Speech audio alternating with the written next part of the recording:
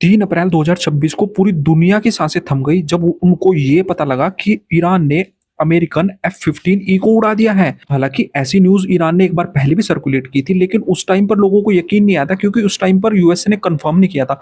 लेकिन इस बार यूएसए के ऑफिशियल्स ने कंफर्म कर दिया था। लेकिन असली कहानी तो तब शुरू हुई जब उसके अंदर 2 क्रू मेंबर्स थे। एक पायलट था, एक वेपन सिस्टम ऑफिसर था। पायलट जब इजेक्ट होके बाहर गिरा तो वो ट्रेसेबल लोकेशन पे गिरा जहां से यूएस के ऑफिशियल्स ने उसको इजीली ट्रेस करके वहां से रेस्क्यू। लेकिन बदकिस्मती से डब्ल्यूएसओ वेपन सिस्टम ऑफिसर जो था वो कहीं दूर जाके गिरा। वो गिरा जैक ग्रोस माउंटेन में, जो कि बहुत ही खतरनाक पथरीला और टेम्परेचर फ्रीजिंग वाला इलाका है। वहां पर माइनस से भी नीचे टेम्परेचर रहता है। अब यहाँ से शुरू होती है चूहा बिल्ली का खेल। ईरान की सेना पूरी की पूरी लगी हुई थी पीछे की कैसे भी करके इसको ढूंढा जाए, कि ईरान इसको अपनी इज्जत का सवाल समझ रहा था। वो ये सोचते हैं कि अगर यूएस से उनकी टेरिटरी से उठा के अपने ऑफिसर को ले गया तो हम फिर जो दुनिया के सामने दावा कर रहे हैं कि हमने यूएस को इतना परेशान करके रखवाए, तो ये कहां से साबित हो जाएगा। और उधर यूएस, डोनाल्ड ट्रंप सोच रहे थे कि ये इज्जत का सवाल है। अगर यूएसए का ऑफिसर आज वहां से इवैक्यूएट नहीं हुआ, एक्सट्रैक्ट नहीं हुआ सेफली, तो दुनिया हमारी सुपर पावर पे भी पॉसिबल है कि वो संदेह करे। दुनिया हम पे कोई यकीन नहीं करेगा। तो यहां से ये गेम शुरू होता है और ये गेम चलता है लगभग 48 घंटे। अब होता क्या है, जो डब्ल्यूएसओ ऑफिसर होता है वो उसके पास में ज्यादा इक्विपमेंट्स नहीं होते, सिर्फ 3 इक्विपमेंट्स रहते हैं उसके पास में। एक सर्विस पिस्टल, एक ट्रैकिंग बीकन, एक सैटेलाइट लिंक्ड रेडियो। उन्हीं के बेसिस पे उसको बचना है, उन्हीं के बेसिस पे उसको यहाँ से निकलना है और कॉन्टैक्ट भी करना है यूएस फोर्सेस के साथ में।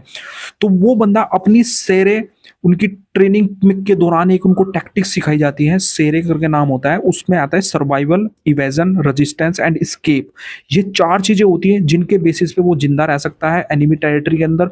बस वो उन्हीं को फॉलो करता है और यहाँ से हाइड एंड सीक की गेम चल जाता है। और ये गेम इंटरेस्टिंग तब हो जाता है जब ईरान इसके ऊपर इनाम रख देता है और बोलता है कि जो भी इस पायलट को पकड़ के देगा या मारेगा उसको ईरान के गवर्नर बोलते $60,000 का इनाम देंगे। अब सोचिए ईरान में $60,000 का क्या मायने होगा। ईरान की करेंसी आज की डेट में जीरो है डॉलर के। डॉलर में $1 में कोई भी जीरो है। सैंक्शन की वजह से कोई भी वहां पर डॉलर्स नहीं खरीद सकता। तो अगर उनको $60,000 मिलेगा तो वो क्या नहीं कर सकते। लेकिन अब यहाँ पर ना सबसे बड़ी मुसीबत कब खड़ी हो गई, जब ईरान ने भी अपनी शैतानी शुरू कर दी। ईरान ने उसके अपने रडार से उसका बीकन सिग्नल को ट्रेस कर रहे। तब यहाँ पर यूएस से एक नई चाल के साथ सामने आता है। उसने सीआईए को एंट्री दी और सीआईए ने फिर यहाँ पर अपना डिसेप्शन कैंपेन चलाया। उन्होंने एक फेक रेडियो सिग्नल भेजा और गलत इंटेलिजेंस स्प्रेड की। अब सीआईए के एजेंट्स ईरान में दुनिया भर के बैठे हुए हैं, ईरान को भले ही नहीं पता है। वहां पर हुआ ये कि ईरानियन फोर्सेस को लगा कि पायलट साउथ की तरफ भाग रहा है, जबकि असलियत में यूएस स्पेशल फोर्सेस नॉर्थ की तरफ से एंट्री करने वाली थी। और यहीं से पूरी ईरान फोर्स गलत डायरेक्शन में भटकती रही। लेकिन सबसे बड़ी प्रॉब्लम यहाँ पर यह थी कि अब यूएसए को उसको ट्रेस कैसे किया। फिर यूएसए ने जब उनका सिग्नल ट्रेस कर रहे थे ईरानियंस, तो उन्होंने फिर यूएसए को पता कैसे लगा कि ये यहाँ पर है। अब देखिए हुआ ये कोई कोइंसिडेंस नहीं था कि उनको पता लग गया, ऐसा नहीं हुआ। इसमें यूएस स्पेस फोर्सेस और नेशनल रिकॉनेसेंस ऑफिस, ये दोनों की एडवांस टेक्नोलॉजी पर फिर इन्होंने काम किया। इन्होंने CSEL रेडियो, जिसको बोलते हैं कॉम्बैट सर्वाइवर इवेटर लोकेटर, ऊपर जिसको रडार ऊपर डिटेक्ट ना कर सके, लो लेवल पे भेजते हैं।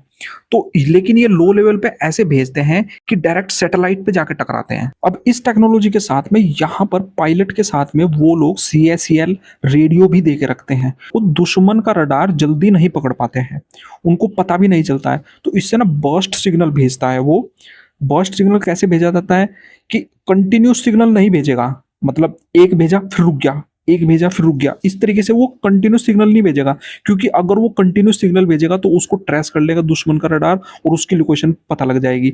तो उसने एक शॉर्ट बर्स्ट सिग्नल भेजा जो सीधा जीपीएस सैटेलाइट को टकराया जाके, और वहां से फिर इनकी शुरू होती है दूसरी टेक्नोलॉजी जिसका नाम है ट्रैंगुलेशन। जैसे ही वो सिग्नल सैटेलाइट तक पहुंचा, यूएस मिलिट्री ने ट्रैंगुलेशन मेथड से उसको 3 अलग अलग सैटेलाइट से एक लोकेशन पिंग की। जैसे जब पुलिस होती है ना, जब वो किसी को ढूंढती है ना, मोबाइल ट्रेस करती है, तो उसके उसके एग्जैक्ट लोकेशन नहीं पता होती, वो ट्रैंगुलेशन मेथड का यूज करते हैं।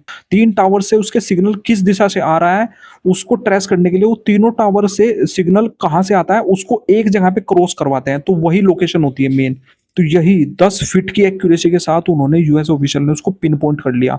और ये भी इतना आसान नहीं था, लेकिन उनको वहाँ पर भी यूएसए को लग रहा था कि हो सकता है ये सिग्नल जो भेज रहा है, अभी भी यूएसए को डाउट था इस पे कि अभी भी जो सिग्नल आ रहा है वो हमारा ऑफिशियल नहीं है, शायद ये ईरानियंस का कोई ट्रैप है, उनके हत्थे हमारा बंदा चढ़ गया है, वो अभी हमारी फोर्सेस को बुलाने के लिए इस तरह का सिग्नल भेज रहे हैं। फिर उन्होंने क्या किया, उन्होंने फिर उसको कंफर्म करने के लिए थर्मल इमेजिंग का काम शुरू किया।